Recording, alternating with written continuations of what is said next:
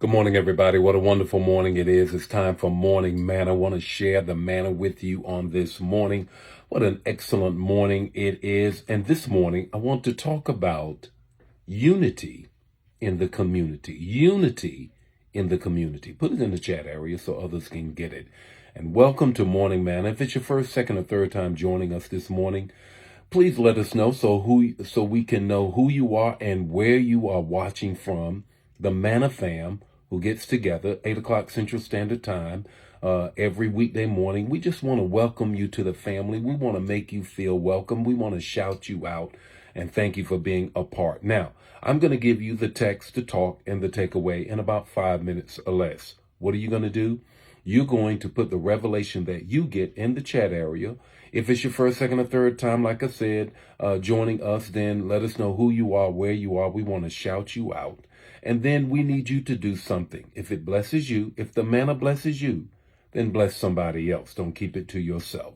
This morning, we want to talk about unity in the community. Why is it so difficult for us to have unity within our community? Here's the text, Numbers 14, 1 through 2. Numbers 14, 1 through 2. Hear what is happening in this community that we call Israel, the children of Israel. That night, all the people raised their voices and wept aloud. The second verse. All the Israelites grumbled against Moses and Aaron. And the whole assembly said to them, listen to what everybody said. If only we had died in Egypt or in the desert. Good God Almighty. What choices are you making? If only we had died in Egypt or in the desert. Good night. Are you kidding me? They are completely divided. There's no unity in this community, though God has delivered them. Sounds like a community you know and I know? Yeah, you're right. We got it. God has delivered us, but we still struggle with unity in the community. 3 things that are going to help you understand why we struggle and what we need to overcome. Here it is. The first thing is this: self-hatred. Self-hatred. For hundreds of years, the Israelites were taught and said and were told that they were nothing, didn't amount to anything. That's why they said that we look like grasshoppers in our own eyes. We got to look, we are grasshoppers. When they came up on the promises, their response was, they're giants, they're awesome, and they can defeat us, because surely we are grasshoppers in our own eyes and how they view us. That's because they saw themselves from or through the lens of self-hatred.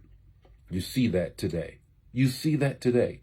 Whenever I see someone running off, embracing things and policies and procedures and all kinds of things that hurt the community, I realize self-hatred is kicked in. Self-hatred is kicked in. Here's the second thing. The second thing is self-doubt. Self-doubt. You would think now that they're free, they would know how to lead themselves. I remember when I was in seminary, and I remember the professor telling me this. The professor was saying, and I was talking about why is there such discord on the continent of Africa, the motherland? Why, since there's no longer any colonization, that our people in the motherland would just run things right? And he pointed out to me, he said the only leadership they learned was the leadership that they came up under. That's the only leadership they learned. They learn from their oppressors. So what they learn, they turn around and do. The same thing is true with the children of Israel. They have self-doubt because they don't know how to self-lead, because they've never had the opportunity to do so. Therefore, they say, let's go back. Let's go back. It's rather that I die in the desert or die in Egypt than to try to learn how to lead myself, because I've never had to. I never had to.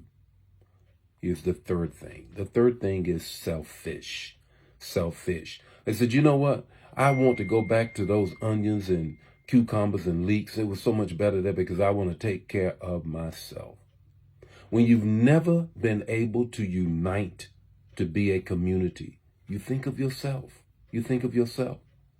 These symptoms are seen throughout our community. So, Bishop, how do we overcome that? How do we overcome that? How do we have unity in the community? And why is it so difficult? Here is the takeaway, and here is the answer.